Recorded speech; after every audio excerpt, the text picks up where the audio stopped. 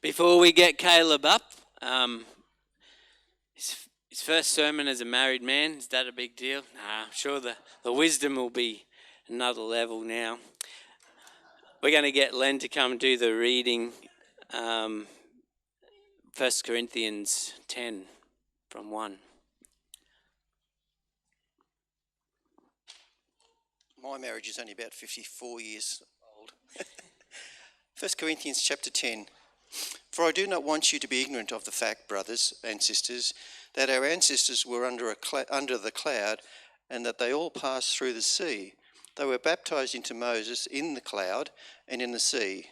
They all ate the same spiritual food and drank the same spiritual drink. And they drank from the spiritual rock that accompanied them, and the rock was Christ. Nevertheless, God was not pleased with most of them, and their bodies were scattered in the wilderness. Now these things occurred as examples to keep us from setting our hearts on evil things, as they did. And it says, do not be idolaters, as some of them were, as it is written. The people sat down to eat and drink and got up to indulge in revelry. We should not commit sexual immorality, as some of them did. In one day, 22,000 of them died. We should not test Christ, as some of them did, and were killed by snakes. And do not grumble, as some of them did, and were killed by the destroying angel. These happened as examples that were written down as warnings for us, on whom the culmination of the ages has come. So if you are standing firm, be careful you don't fall.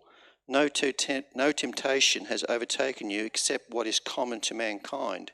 And God is faithful. He will not let you be tempted beyond what you can bear.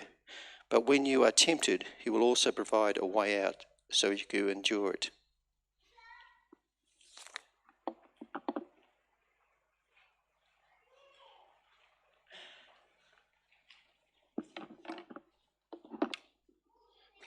Good morning. How are we going? Let the pastor sneak across the front. No one tell anyone. So, first sermon as a married man. We'll see how we go. Done. I've been learning lots, I can tell you that much. It's actually interesting, that last song that we were just singing, Yes I Will. I was reminded about actually on that wedding day, I was just thinking about it. We're up here, and then Dad was doing the ceremony, going through all the things of to love and to cherish, having to hold, all those things. And the response is, I will. I didn't make that response when we did the rehearsal. I went, yeah, I'm planning on it. But I brought the adult on the day, not the child, and said, yes, I will. But there's something, they're not just words. They're a promise. And they're not just a promise on that day, but they're a promise for the rest of my life. But do we see it the same way when we actually say that to God? We say it, yes, I will. Lift his name high.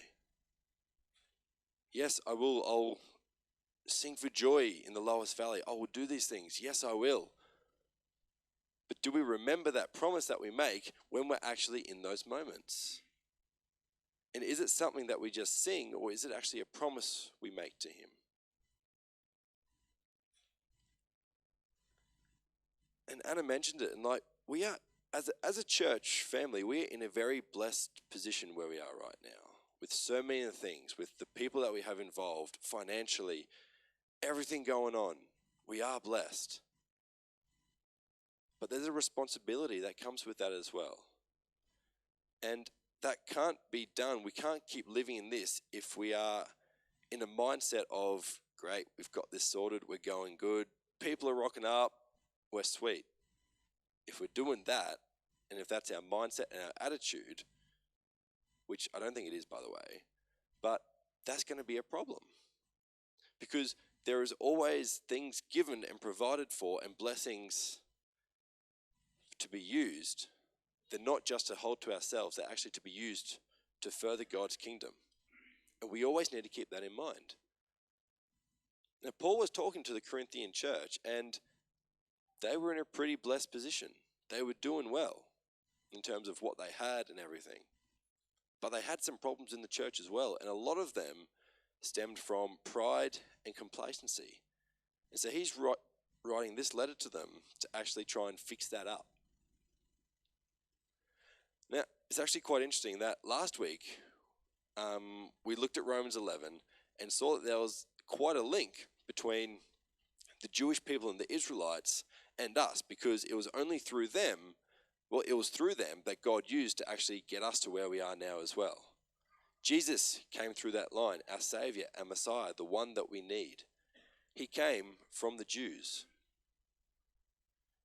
And yet there was people in that church going, well, they've been cut off, they've been rejected, but I'm in, so I'm better than them, right? And Paul was writing to remind them that actually, no, you're not. Yeah, they may have been cut off for a time, and you have been brought in, but that actually doesn't make you above them, because it's only by grace that you got in at all. And that's what we've always got to keep remembering, is that it's always by grace. It's nothing that we do to earn it or deserve it. It's all by grace. Everything that God gives us is by grace because he has chosen to. And today, and it's not a coincidence, we don't believe that, but this passage has been on my heart for probably about 3 weeks to a month, something like that. Well before Brendan even looked at Romans 11 to look at last week. But there are so many parallels to it. Paul again brings back a link to the fact between us and the Jewish people, in that we needed them to go before us to get to where we are. And he wrote it to them last week to stop them from becoming conceited and thinking that they're actually above where they are. And he's writing the same thing to these guys here. So let's start looking at it. So he starts off in verse 1. He says, "For I do not want you to be ignorant." And we saw that last week as well, and Brendan mentioned it. He says that because they were probably ignorant of something that they needed to know but didn't. And the same can probably be said for us. What is it that we don't know what we don't know. But what is it that we don't know that we need to know? Or is it something that we may have known but forgotten about, or we don't properly live it out? So he says, "For I do not want you to be ignorant of the fact, brothers and sisters, that our ancestors," that's the link to the Jewish people, it's the Israelites. They were the ones who went before, and they were the ones through whom God brought forth the Messiah, our Saviour, the one that we need.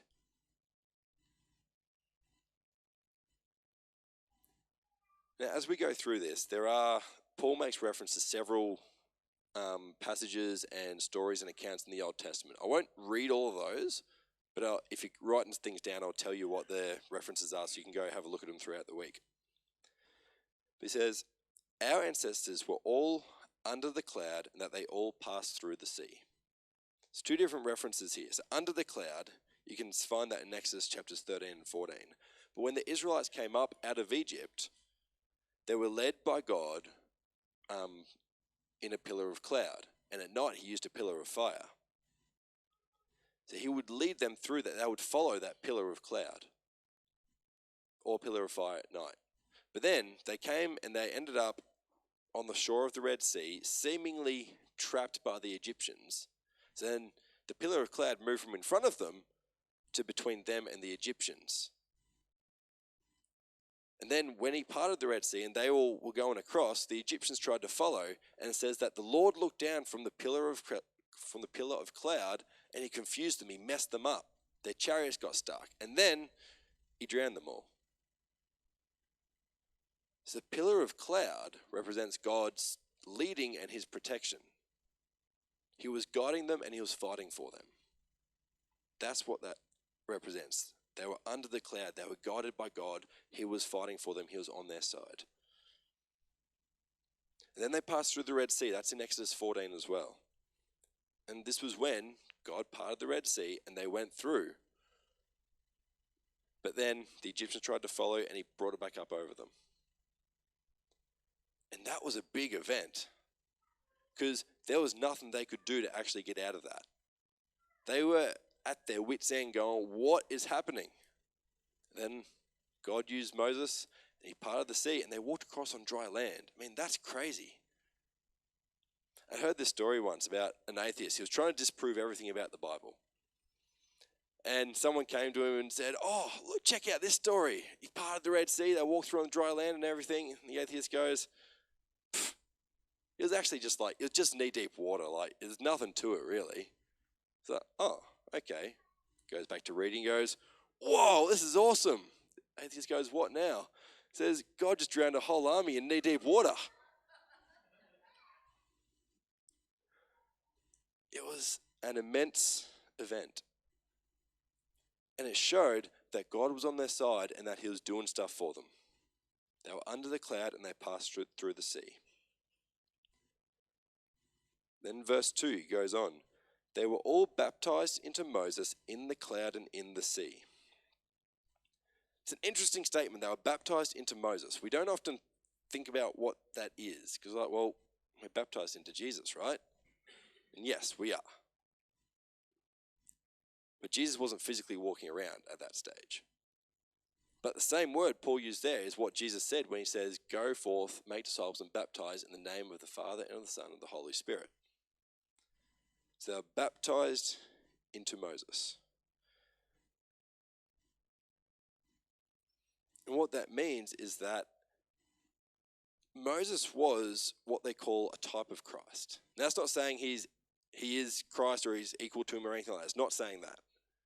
But there are several people or things throughout the Bible, especially in the Old Testament, which are used as examples of simply by who they are or what they are to point to some aspect of Jesus. And so in this way, he was a type of Christ, that he was a shadow of the actual Messiah that was to come. And so if you look at Moses, he was the go-between between Israel and God. He was the one that they would go to find out God's will. And he was the one that God actually united the whole nation under. Now for us, that is Christ. He is the go-between between us and the Father. He is God's will for us to be made in the likeness of Christ. He is the one standing in the gap for us. And he is the one in whom we are all united as part of the one body. So that's what's that saying. They were baptized into Moses. What they're saying is they had someone connecting them to God. And they were united together by God under Moses. So that's what God was doing for them. And it even says in Exodus 14, verse 31, "And when the Israelites saw the mighty hand of the Lord displayed against the Egyptians, the people feared the Lord and put their trust in him and in Moses, his servant." So just as baptism brings us under the leadership of Christ, so too the events that occurred at the Red Sea during the Exodus from Egypt, they brought the Israelites under the leadership of Moses and therefore God.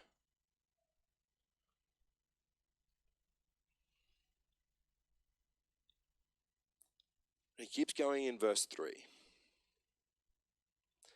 They all ate the same spiritual food. Now this is a reference to Exodus chapter 16, if you're writing these down. They were going through the wilderness, they had nothing to eat, and God provided manna and quail. Now when Paul says it was spiritual food, he's not saying it was metaphorical or symbolic or anything like that. It was physical food that they physically ate, because they needed to. But the origin and the source of it was nothing natural. It was supernatural. It was heavenly. It was God as the source of that.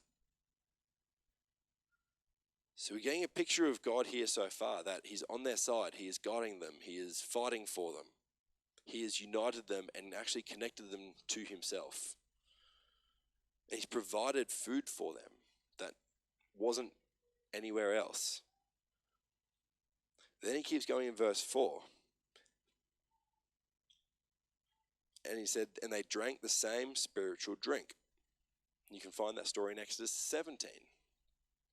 They were after water, so they started whinging and complaining about it. So God brought them to a place and told Moses to tap a rock or strike a rock and that he would produce water, and he did. And the fact is, Jesus says that he is the bread of life and the living water. And here we have Old Testament examples of the fact that what is needed, the spiritual food and the spiritual drink, only can come from God. And even the natural version of it only came from God. He's providing everything that they need for them. Then it goes on to say that for they drank from the spiritual rock that accompanied them, and that rock was Christ. Paul understood it that Christ was there in the Old Testament with them as well. He wasn't physically in the human walk around version yet, but he was still there. And Paul is explaining that he's actually the one through whom they were provided for. And then that's when Jesus can say, he is the bread of life and the living water. Is that, yes, our bodies will waste away if we don't get physical food and water, but that actually means nothing if we don't have the spiritual versions as well. Because that is what is actually equipping us and feeding us for the life after this one. Now, if all we're focused on is the physical versions, then that actually shows that we're only looking at what is here and now in front of us, and we're only wanting to be prepared for the life here and now and not the one after.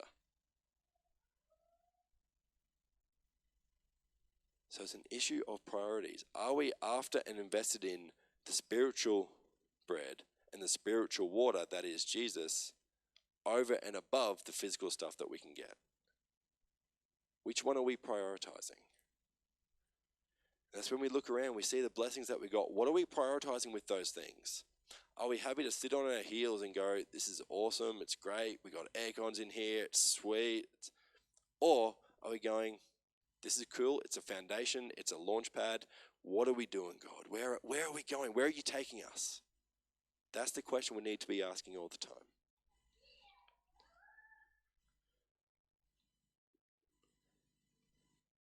Then verse 5. This is kind of a turning point of this. He says, nevertheless, God was not pleased with most of them. Their bodies were scattered in the wilderness. Hang on a minute.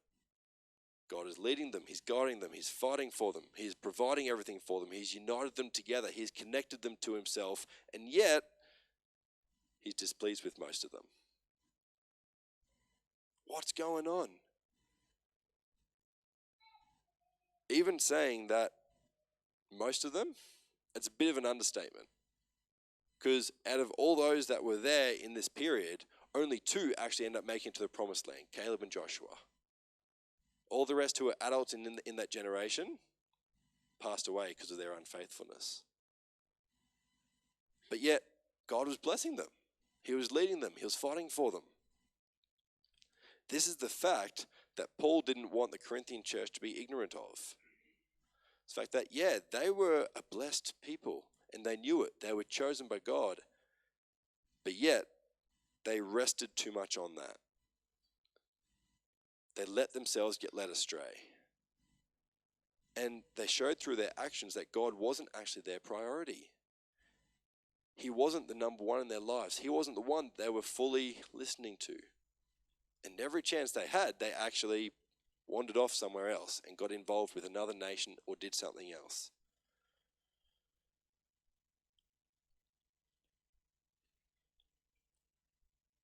And it's kind of sobering to think that we are blessed by God, but if we don't keep him as a priority, what does that mean for us? I mean, you look at all of it and all the blessings that he gave, all the provisions that he gave. They didn't earn it, they didn't deserve it, but that shows his grace. But then the more we look through it as well, is that they did walk away, they did stray, they did get involved with all kinds of things that they shouldn't have, and so he had to punish them as well. That shows the side of him that is the justice. Now, we don't always see how those two can go together, and we probably won't fully understand it till we actually get to the other side. But the fact is that those two things met when Jesus was there on the cross. It was his justice which demanded a sacrifice, which demanded that sin actually be punished. But it was his grace that meant Jesus took that for us, and we didn't have to, and we don't have to.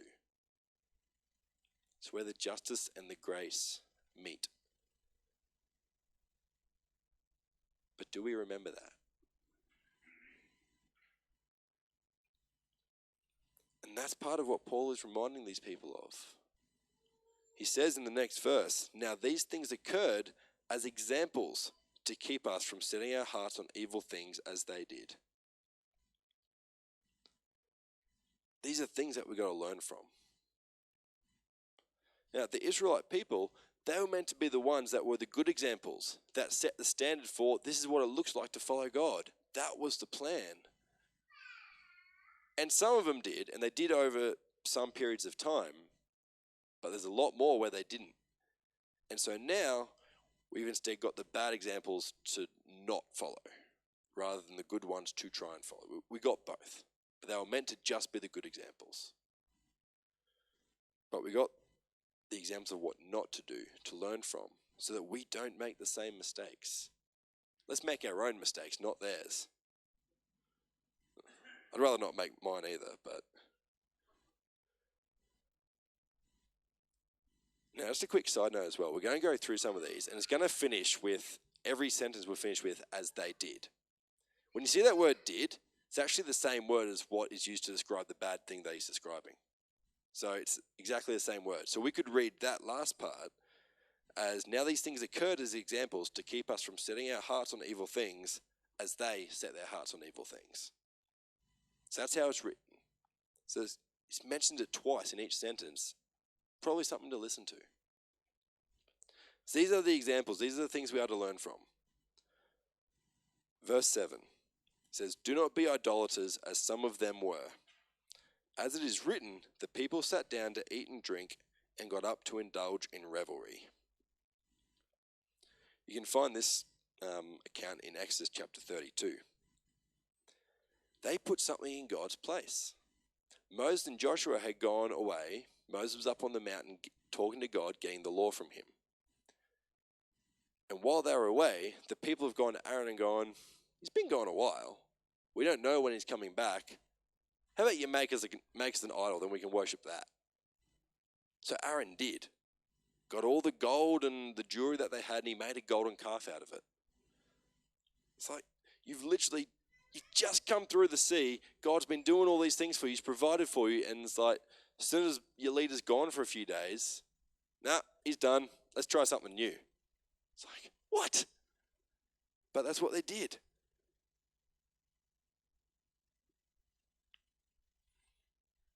He made the golden calf, and they were bowing down. They were worshipping it. They were having a celebration to that.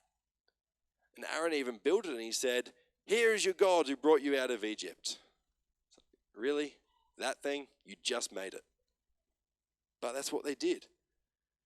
And then this verse, this quote which Paul puts in there, comes from Exodus 32 verse 6. "The people sat down to eat and drink and got up to indulge in revelry." It's actually worse than it reads at first glance.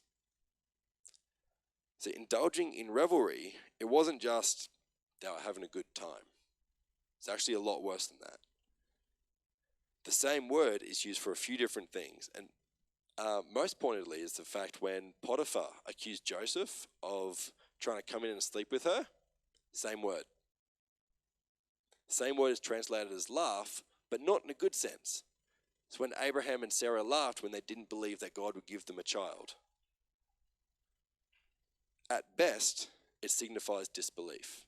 At worst, it's actually, which it seems to be here, it's actually uncontrolled sexual activity. It's not good. And that's what they were doing. The people sat down to eat and drink and got up to indulge in all of that. And they were a laughingstock to the other nations around. That's what the Bible tells us. Moses and Joshua came back, and Moses wasn't happy. He ended up smashing the tablets which God had just given him. And then, amongst other things, he ended up putting a stop to it. He stood at the entrance of the camp, and he called out, "All those who are for the Lord, come to me." and all the Levites did. Then he gave them the command to strap on a sword, go back and forth, striking them down. That's how serious it was. It wasn't just a matter of, don't do that again. It was way worse than that. Because in a matter of days, they had completely abandoned the God who had actually done all these things for them and just sunk down into that, into looking at just what they could get, the pleasure they could get in the here and now, rather than actually focusing on God and his grander plan for them. The idolatry led to madness and wildness, and God had to put a stop to it. That's the first one. As Paul's like, don't do that. It's not good. He says in verse 8, keeps going, says, we should not commit sexual immorality, as some of them did. The clear definition is any sort of sexual relationship outside of marriage between a man and a woman. That's pretty clear. Then as some of them did, and in one day 23,000 of them died. Now, this appears to be referring to an account in Numbers chapter 25, if you want to look that up later. Now, when the Israelites were journeying through the wilderness, God gave them many victories over so many different nations. And so then they came to the nation of Moab, who went, we're not going to try and fight yous. That's fine. So then they sent in their women to seduce the Israelite men. And it worked. They had the Israelites, then they dragged them away into all of that, and then they ended up worshipping and bowing down to the Moabite idols and doing all that, rather than worshipping the one true God.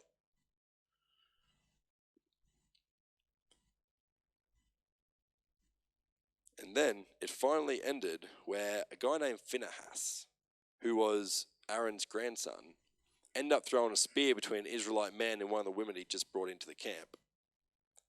But by that stage, that stopped the plague that God was sending on them because they were doing it. But by that stage, it actually records that 24,000 all up had died. Now, Paul said 23,000 in one day, so I think we can generally assume that 23,000 died in a day and then another 1,000 died after that due to something. But it was that serious. It had to be punished, and God did it. And that's the justice side of who he is. And as I was reading through this week,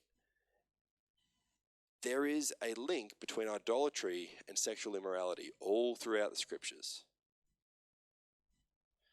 Either, as you look in the first example, you said, don't be idolaters, talking about the golden calf, they descended into sexual immorality within the Israelite camp of themselves. Then in this case, the sexual immorality with the Moabite women led to them actually being idolaters with the Moabite idols. There's a link, and all through the scriptures they are linked together.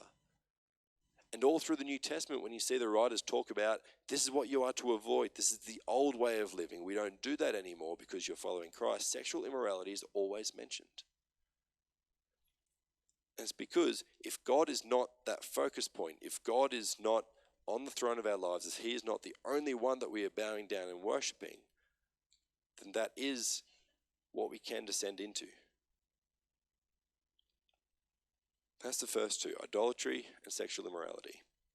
The third one, he goes on. He says, we should not test Christ, as some of them did and were killed by snakes. Now, I was looking up and I found a definition which I kind of always knew this but never really knew how to put it. The difference between temptation and testing. Because often the same word is used in the Bible for both, and we've got to figure out which one is meaning. So, and it's all to do with the motivation of the one doing the testing or the tempting. Satan tempts us with the goal and the motivation of making us fail God's standards and to fall, and to lose faith. God tests us to prove our character and to sharpen us and to grow our faith and strengthen us in that way. It's about the motivation of the one doing the testing or the tempting. Now, sometimes the same situation can be used for both. If you look at Job, Satan was using it to tempt him to try and curse God. God was using the same thing to show him that, well, to show him something new, that God's still in control, and it strengthened Job's faith by the end. It really did.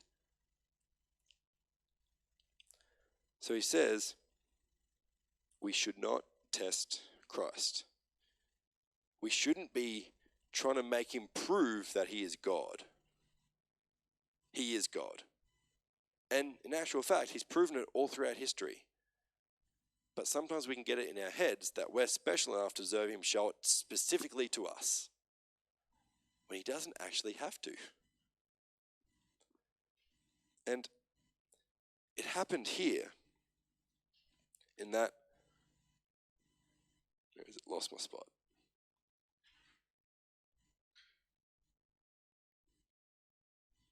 Yeah, there we are. So you see the story in Numbers chapter 21. The people actually grew impatient with God and with Moses as a result of that.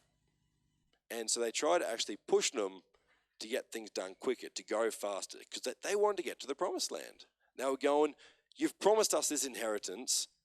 We've been wandering for ages. Why are we still going? Why aren't we there yet? You have not delivered us there. And so they were coming against God, but physically they were coming against Moses and Aaron because they were the leaders. They were putting themselves on the throne and deciding that God's way and timing wasn't actually good enough. So they were trying to push that along a bit. Fact is that God actually knows best, whether we like it or not. And so, when they were doing this, God sent snakes all through the camp. They were biting people, people were dying. That was the punishment. The remedy for that was he told Moses to make a snake and put it on a pole and lift it up. So he made it out of bronze. And whoever looked at that would live.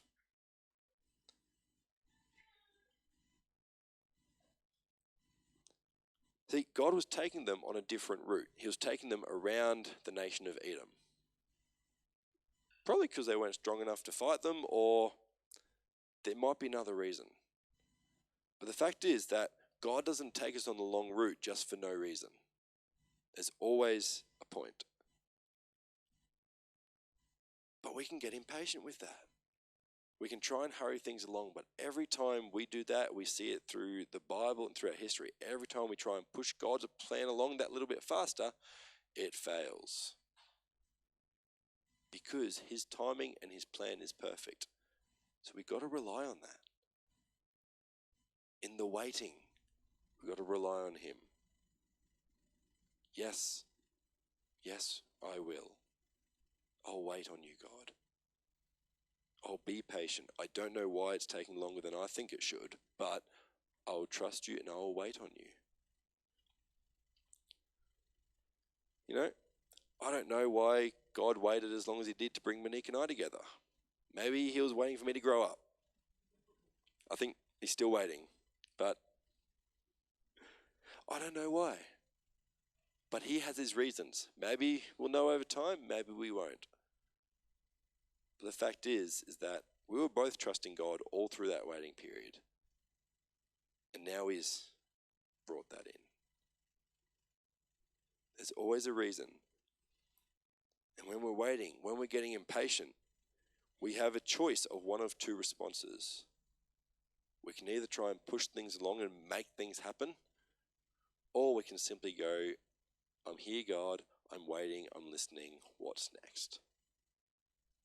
Sometimes he'll say, keep waiting. Sometimes he'll say, excellent, now you're in the right headspace, let's go. But it's waiting on him. There's more. Verse 10, he says, and do not grumble as some of them did and were killed by the destroying angel. Do not grumble. It's more than just kind of whinging or complaining. It's actually setting ourselves on the throne and telling God in our infinite wisdom, this is how it should be. The first one, they were just impatient, telling God to go faster. This time they're going, no, we got a better idea. You're getting it wrong.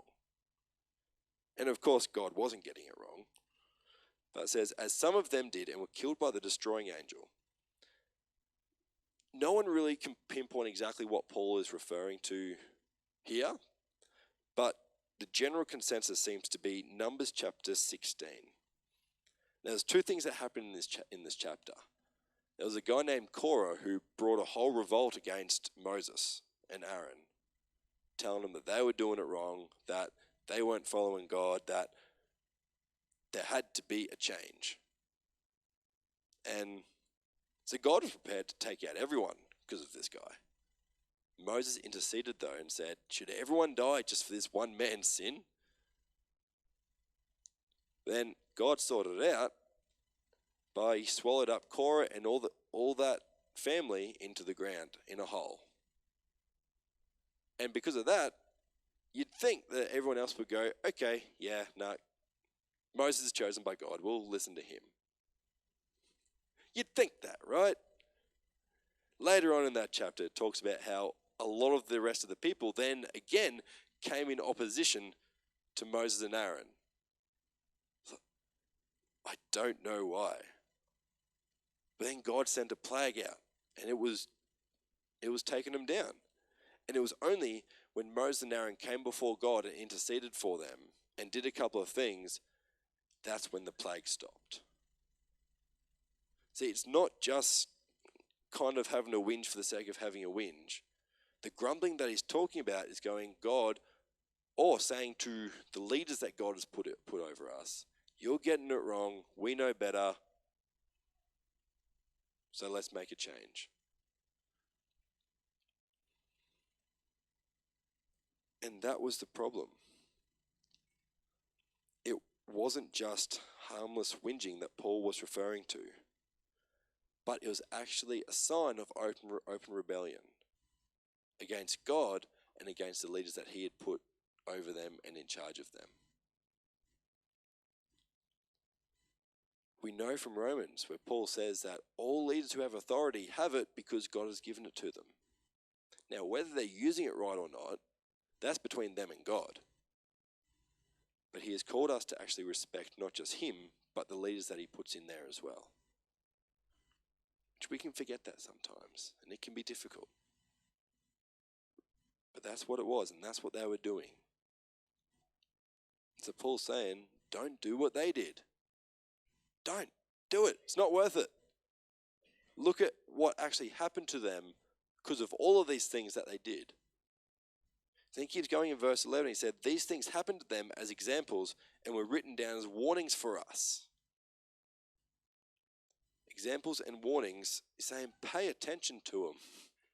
Don't make the same mistakes.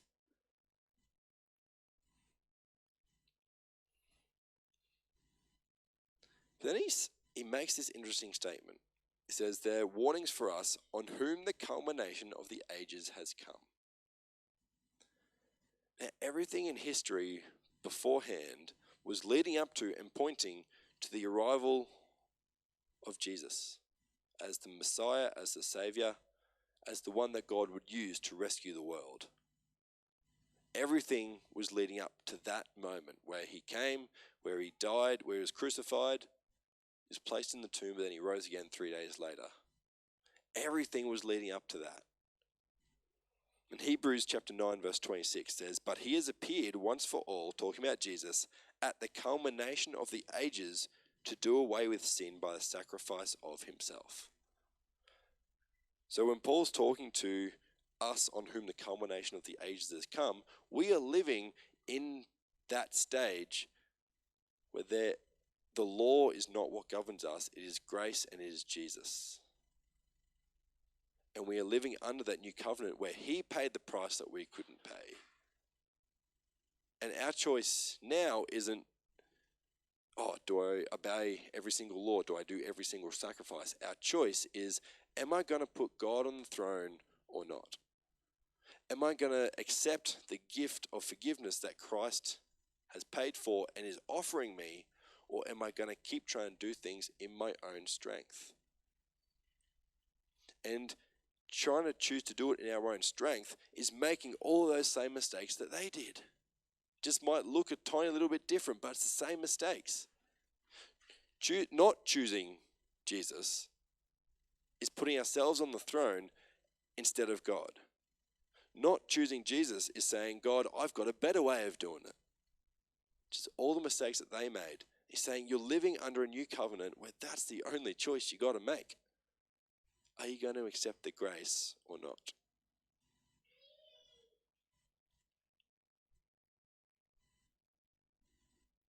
These things are there as examples and warnings for us who are living under this new covenant with God, where Christ is our head and our way into God's family. That's what we are living under right now.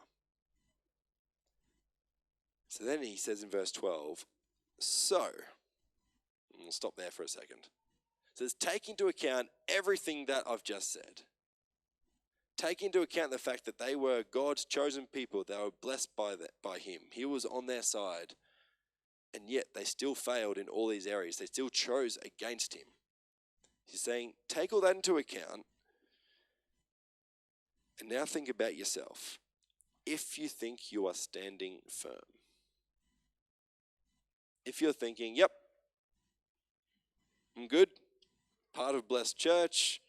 Been a Christian my whole life. I'm solid. I'm good. I'm like this with God. So I'm sorted. That's actually very close to complacency and pride.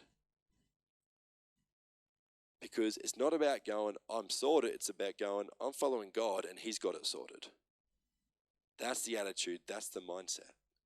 He says, if you think you're standing firm, if you think you've got it all sorted, if you think you've got it all together, if you think you're going great, well, remember this.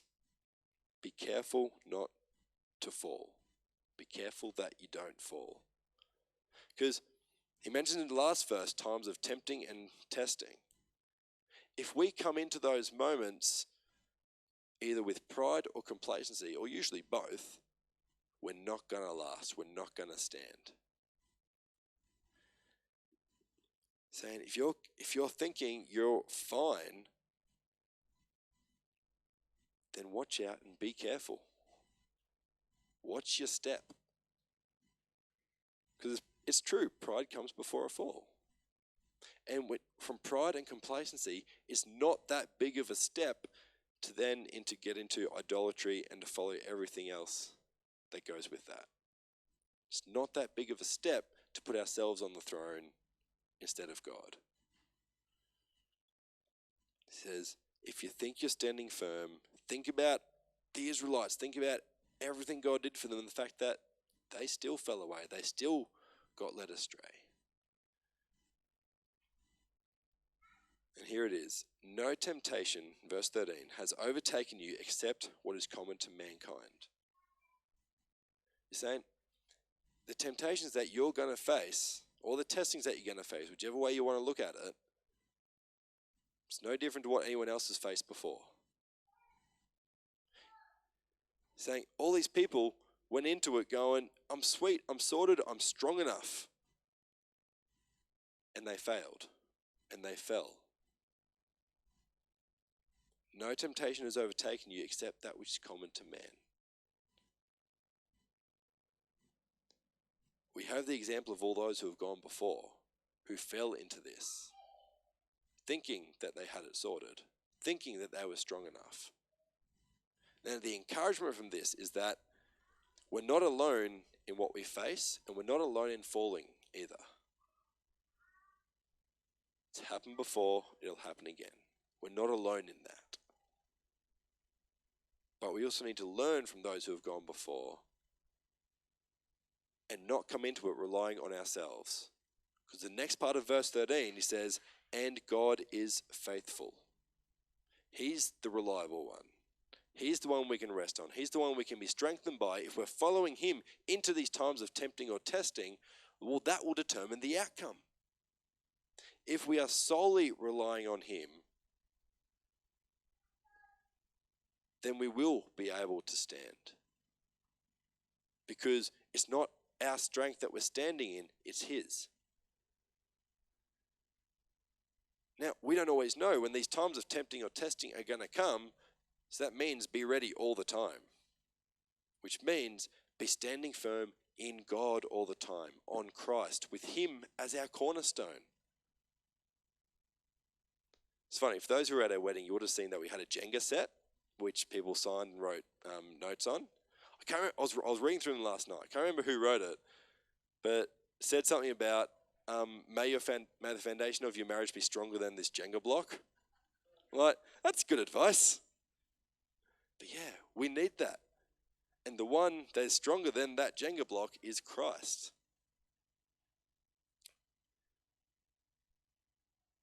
And God is faithful.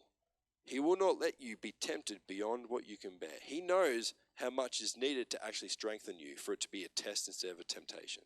He knows exactly how much pressure to put on to get you to that next step of what He's looking for. Then He says, but when you are tempted, He will also provide a way out so that you can endure it. I used to teach martial arts self-defense to kids when I was a teenager. And they all came in going, yeah, I'm going to learn how to fight. Do all the fancy kicks and stuff. And so they got a real shock when the first thing that we taught them was, your best self-defense tip is to run away. And it is. I've won every fight I've ever been in by at least 20 meters. But the fact, that's it though. When you are tempted, He will also provide a way out so that you can endure it. It's not always about just strong-arming your way through it. It's about, He might be taking you the long route around to avoid it. Because He knows that we're not there yet. And He knows that when we go into it the way we are, we may fall. We may fail. He provides the way out. He provides the strength to keep going. He is the one we need as our cornerstone. He is the one we need to be saying yes to every morning when we get up. So we can't face any day without Him. There will always be a test or a temptation. We don't know when it's going to come or how hard it's going to come. But I know that when we are relying on Christ, we know that God is faithful. He will not put more pressure on than He knows we can handle. And when we go on past that, He will make a way out.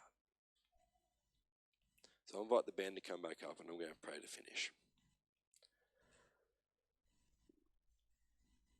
Lord, we know that You are faithful and You are more reliable and faithful and more firm of a foundation than anything or anyone could ever offer to us.